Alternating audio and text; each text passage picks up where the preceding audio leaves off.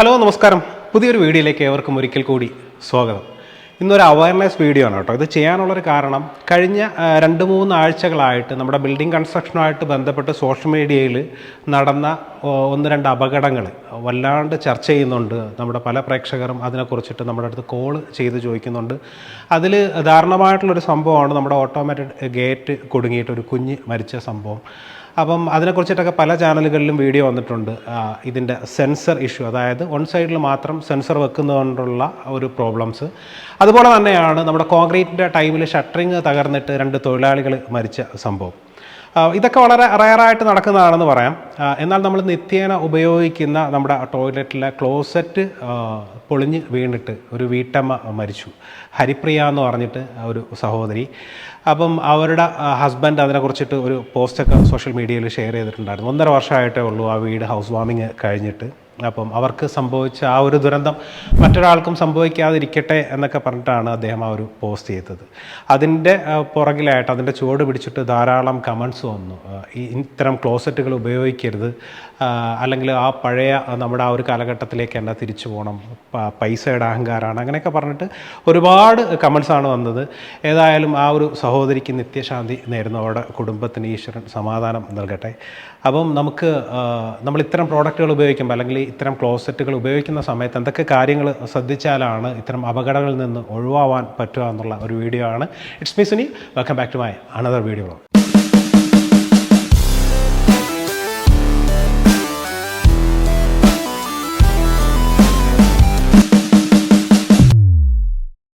നമുക്ക് ക്ലോസറ്റുകളിലേക്ക് വരുന്ന സമയത്ത് വിവിധ തരം ക്ലോസറ്റുകൾ നമുക്ക് ഇന്ന് അവൈലബിൾ ആണ്. നമ്മൾ ആദ്യകാലങ്ങളിലൊക്കെ ഉപയോഗിച്ചിട്ടുണ്ട് നമ്മുടെ ഒറീസൺ അല്ലെങ്കിൽ ഇന്ത്യൻ ക്ലോസറ്റ് എന്ന് പറയുന്ന ഫ്ലോറിലേക്ക് വെക്കുന്ന ക്ലോസറ്റുകൾ നമുക്ക് അവൈലബിൾ ആണ്.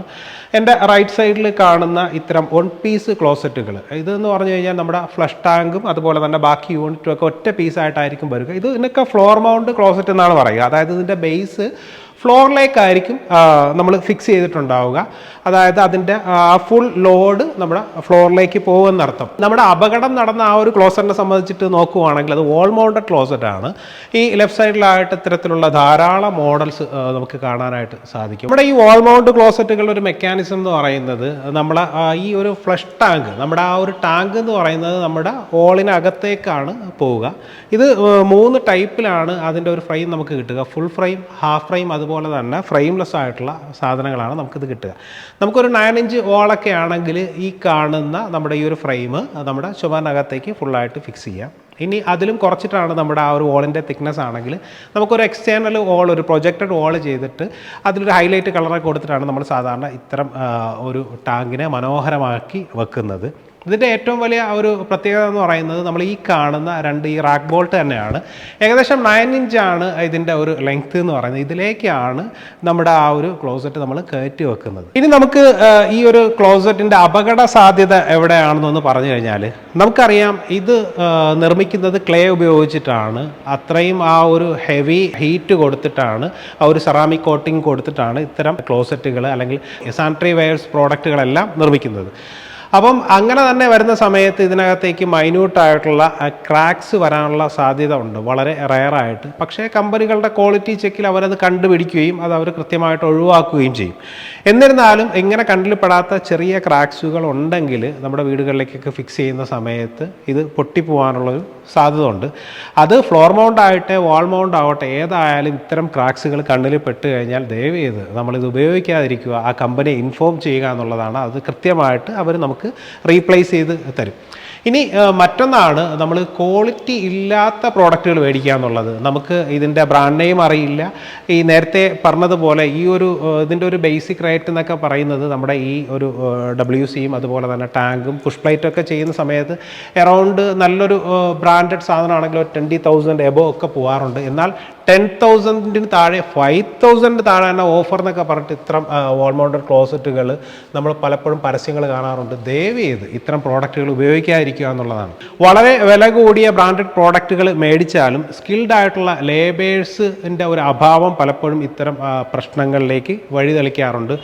നമ്മൾ വില കൂടിയ പ്രോഡക്റ്റുകൾ മേടിക്കും, ഇതിൽ നമുക്ക് ഇത് ആരാണോ ഏറ്റവും റേറ്റ് കുറച്ചിട്ട് ഫിക്സ് ചെയ്യുക അവരെ കണ്ടുപിടിച്ചിട്ട് ഇത് ചെയ്യുകയും പലപ്പോഴും അവർക്ക് ഇതിനെക്കുറിച്ചിട്ട് വലിയ ധാരണകളൊന്നും മാറ്റങ്ങളൊന്നും ഉണ്ടാവാറില്ല. മാർക്കറ്റിൽ ദിനേന പുതിയ പുതിയ അപ്ഡേറ്റഡ് ആയിട്ടുള്ള പ്രോഡക്റ്റുകൾ ഇറങ്ങുന്നുണ്ട്. നമ്മൾ ഏതൊരു പ്രോഡക്റ്റ് മേടിച്ചാലും ബ്രാൻഡഡ് പ്രോഡക്റ്റുകളാണെങ്കിൽ അവർ അതിൻ്റെ കൃത്യമായുള്ള ഇൻസ്ട്രക്ഷൻ സൈറ്റിൽ വന്നിട്ട് അവർ ഈ ജോലിക്കാർക്ക് കൊടുത്തിട്ടാണ് ഫിക്സ് ചെയ്യിക്കാറുള്ളത്. നമ്മുടെ ഈ ഇത്തരം യൂറോപ്യൻ ക്ലോസറ്റ് എന്ന് പറയുന്ന അല്ലെങ്കിൽ ഫ്ലോർ മൗണ്ടോ വാൾ മൗണ്ടോ എന്ന് പറയുന്ന ഒരു ക്ലോസറ്റിൽ നമ്മൾ നോർമൽ കേസിൽ നമ്മൾ ഇരിക്കുന്നത് എങ്ങനെയാണ്, നമ്മൾ ഇതുപോലുള്ള ക്ലോസറ്റുകളാണെങ്കിൽ ജസ്റ്റ് ഇത് ഫ്ലോറിലേക്ക് ടച്ച് ചെയ്തിട്ടുണ്ടാവും. നമ്മൾ ഇങ്ങനെയാണ് സാധാരണ നമ്മൾ ഇത് യൂസ് ചെയ്യുക. പക്ഷേ നിർഭാഗ്യവശാൽ നമ്മൾ പല ആൾക്കാരെയും ചെക്ക് ചെയ്ത് കഴിഞ്ഞാൽ, പ്രത്യേകിച്ചും വിദേശ രാജ്യങ്ങളിലൊക്കെ പോകുന്ന സമയത്ത് നമുക്കറിയാം പല ആൾക്കാരും ഇതിൻ്റെ മുകളിലേക്ക് നമ്മുടെ ഇന്ത്യൻ ക്ലോസറ്റിൽ ഇരിക്കുന്നത് പോലെ ഇതിൻ്റെ മുകളിലേക്ക് ഇരുന്നിട്ട് കാര്യം സാധിക്കുന്ന ഒരുപാട് ആളുകളുണ്ട്. ഭയങ്കര അപകടമാണ്. ഇനി നമ്മുടെ കുട്ടികൾ പലപ്പോഴും ഇതിൻ്റെ മുകളിലേക്ക് കയറി നിന്നിട്ട് കളിക്കാറുണ്ട്. നമുക്കറിയില്ല ഇവർ ഈ ഡോറ് ക്ലോസ് ചെയ്യുന്ന സമയത്ത് ഇതിനകത്ത് എന്താണ് സംഭവിക്കുക എന്നുള്ളത്. അതുപോലെ തന്നെ നമ്മുടെ ഈ ഷവറൊക്കെ വരുന്ന സമയത്ത് പല കുട്ടികളും നമ്മുടെ ഫ്ലോറിൽ വെച്ചിരിക്കുന്ന നമ്മുടെ ബക്കറ്റ്സ് എടുത്ത് തിരിച്ചിട്ട് ഇതിൻ്റെ മുകളിൽ കയറിയിട്ട് അവർ കുളിക്കാറുണ്ട്. ഇതൊക്കെ നമ്മുടെ ശ്രദ്ധയിൽ പെടാത്ത കാര്യങ്ങളാണ്. ഈ രീതിയിൽ നമ്മൾ നിരന്തരമായിട്ട് ഇതിൻ്റെ മുകളിൽ കയറി നിൽക്കുകയോ അല്ലെങ്കിൽ ഇതിൻ്റെ മുകളിൽ ഇരിക്കുകയോ ഒക്കെ ചെയ്യുന്ന സമയത്ത് നമുക്കിതിലേക്കൊരു ഹെവി ലോഡ് വരികയും ക്രാക്സ് വരാനുള്ള സാധ്യത ഉണ്ടാവും. അപ്പം നമ്മൾ ദയവ് ചെയ്ത് കുട്ടികളായാലും മുതിർന്നവരായാലും, ചില ആളുകൾക്ക് യൂറോപ്യൻ ക്ലോസറ്റുകളിലൊക്കെ ഇരിക്കാൻ ബുദ്ധിമുട്ടുള്ള ആൾക്കാരുണ്ടാവും, പഴയ ഒരു രീതി ശീലിച്ച ആളുകൾ. അപ്പോൾ അവരുടെ അടുത്തൊക്കെ ഇതിൻ്റെ ഒരു അപകട സാധ്യത നമ്മൾ പറഞ്ഞു കൊടുത്തിട്ട് ആ കാര്യങ്ങൾ ചെയ്യുക എന്നുള്ളതാണ് ഏറ്റവും ഇമ്പോർട്ടൻ്റ് ആയിട്ടുള്ള കാര്യം. ഇനി നമ്മൾ ഇത്തരം ക്ലോസറ്റുകളെ കുറിച്ചിട്ട് കുറേ അധികം മിഥ്യാധാരണ നമ്മുടെ സുഹൃത്തുക്കൾക്കുണ്ട്. അതിൽ പ്രധാനമായിട്ടാണ് ഇത്തരം വാൾ മൗണ്ടഡ് ക്ലോസറ്റുകൾ യൂസ് ചെയ്യുന്ന സമയത്ത് ഇത് കംപ്ലൈൻറ്റ് വന്നിട്ട് പിന്നീട് ഈ വോള് കുത്തിപ്പൊളിക്കണോ, കാര്യം ഈ ടാങ്ക് അകത്താണല്ലോ, നമ്മൾ വില കൂടിയ ടൈൽസ് കാര്യങ്ങളൊക്കെ പോകും. ഇങ്ങനെയുള്ള കുറേ അധികം മിഥ്യാധാരണകളുണ്ട്. ഇത് തികച്ചും തെറ്റാണ് കേട്ടോ. നമുക്ക് ഇതിനകത്ത് അങ്ങനെ വലിയ കംപ്ലയിൻറ്റ്സ് ഒന്നും വരാറില്ല. നോർമൽ കേസിൽ ഇത് പലപ്പോഴും വരുന്ന കംപ്ലയിൻറ്റ് നമ്മൾ ബോർവെല്ലൊക്കെ യൂസ് ചെയ്യുന്നുണ്ടെങ്കിൽ ഇതിൽ ചെറിയ നമ്മുടെ ഈ ഡസ്റ്റ് കാര്യങ്ങളൊക്കെ വന്നതിന് ശേഷം ചെറിയൊരു ലീക്കേജ് കാണാറുണ്ട്. അത് ഈ പറഞ്ഞ കമ്പനികളെ വിളിച്ചു കഴിഞ്ഞാൽ അവർ അപ്പോഴെ തന്നെ അത് സർവീസ് ചെയ്യും. അത് സർവീസ് ചെയ്യാൻ വളരെ സിമ്പിളാണ്. നമ്മൾ ഈ കാണുന്ന പുഷ് ബട്ടൺ അല്ലെങ്കിൽ പുഷ് പ്ലേറ്റ് അത് നമുക്ക് റിമൂവ് ചെയ്തതിന് ശേഷം ഈസി ആയിട്ട് ഇത് നമുക്ക് കംപ്ലയിൻറ്റ് പരിഹരിക്കാനായിട്ട് സാധിക്കും. സിമ്പിളായിട്ട് പറഞ്ഞു കഴിഞ്ഞാൽ നമുക്കറിയാം കേരളത്തിലെ വലിയ വലിയ മാളുകൾ, ഇപ്പോൾ ലുലു മോളൊക്കെ പോലുള്ള മാളുകളിൽ നമ്മൾ പോയി കഴിഞ്ഞാൽ അവിടുത്തെ പബ്ലിക് ടോയ്ലറ്റുകളെല്ലാം തന്നെ ഇത്തരം ക്ലോസറ്റുകളാണ് യൂസ് ചെയ്യുന്നത്. ഇത് വളരെ എന്താ പറയുക റഫായിട്ടാണ് പല ആൾക്കാരും ഇത് യൂസ് ചെയ്യുന്നതും. അങ്ങനെയൊക്കെ ആണെങ്കിൽ ഇതാണ് ഏറ്റവും ആദ്യം കംപ്ലൈൻ്റ് ആയിട്ട് വരാനുള്ളത്. അപ്പോൾ അങ്ങനെ ഒരു സാധ്യതയൊന്നുമില്ല. പലപ്പോഴും ഈ വർക്കേഴ്സ് ഇത് ഫിക്സ് ചെയ്യാനുള്ള ബുദ്ധിമുട്ട് നമുക്ക് ഈ പറഞ്ഞ കണക്ക് നമ്മുടെ സിംഗിൾ പീസ് ക്ലോസറ്റൊക്കെ ആണെങ്കിൽ ജസ്റ്റ് അതിലേക്കൊന്ന് ഇറക്കി വെച്ചാൽ മതി. ഇത് ഈ വോളിലേക്ക് ഫിക്സ് ചെയ്യണം, പിന്നെ അത് പ്ലാസ്റ്റർ ചെയ്യണം, അതിനെ കവർ ചെയ്തിട്ട് ടൈലൊട്ടിക്കണം. ഇതിൻ്റെ ഹൈറ്റ് ഒരു പ്രധാനപ്പെട്ട ഘടകമാണ്. ഇത്തരം കുറേ കാര്യങ്ങൾ ഇത്തരം ക്ലോസറ്റുകൾ ഫിക്സ് ചെയ്യുന്ന സമയത്ത് ശ്രദ്ധിക്കേണ്ടതായിട്ടുണ്ട്. നമ്മൾ ഇത്തരം ക്ലോസറ്റുകൾ കാര്യങ്ങളൊക്കെ പർച്ചേസ് ചെയ്യുന്നതിന് മുമ്പായിട്ട് നമ്മൾ ഇതുമായിട്ട് ബന്ധപ്പെട്ട ഒരുപാട് എക്സിബിഷൻ ഷോപ്പുകളുണ്ട്. ഞാനത് നിൽക്കുന്നത് നമ്മുടെ ആറ്റിങ്ങലിലെ വീനസ് ആണ്. നമ്മുടെ സിന്നി ചേട്ടനാണ് ഇത് നമുക്ക് ഷൂട്ട് ചെയ്യാനുള്ള ഒരു അവസരം തന്നത്. അപ്പോൾ അത്തരം ഷോപ്പുകളിലൊക്കെ പോയി കഴിഞ്ഞാൽ ഇതിൻ്റെ ടെക്നീഷ്യൻസ് നിങ്ങൾക്ക് ഇതിൻ്റെ കൃത്യമായിട്ടുള്ള കാര്യങ്ങൾ പറഞ്ഞു തരും. അതിനുശേഷം മാത്രം ഇത്തരം പ്രോഡക്റ്റുകൾ യൂസ് ചെയ്യാനായിട്ട് ശ്രമിക്കുക. അപ്പം ഈ വീഡിയോയെക്കുറിച്ചിട്ട് നിങ്ങളുടെ അഭിപ്രായങ്ങളും നിർദ്ദേശങ്ങളൊക്കെ താഴെ കമൻറ്റ് ബോക്സിൽ കമൻറ്റ് ചെയ്യുക. വീണ്ടും മറ്റൊരു വീഡിയോ ആയിട്ട് നമുക്ക് കണ്ടുമുട്ടാം. അതുവരേക്കും ബൈ ബൈ.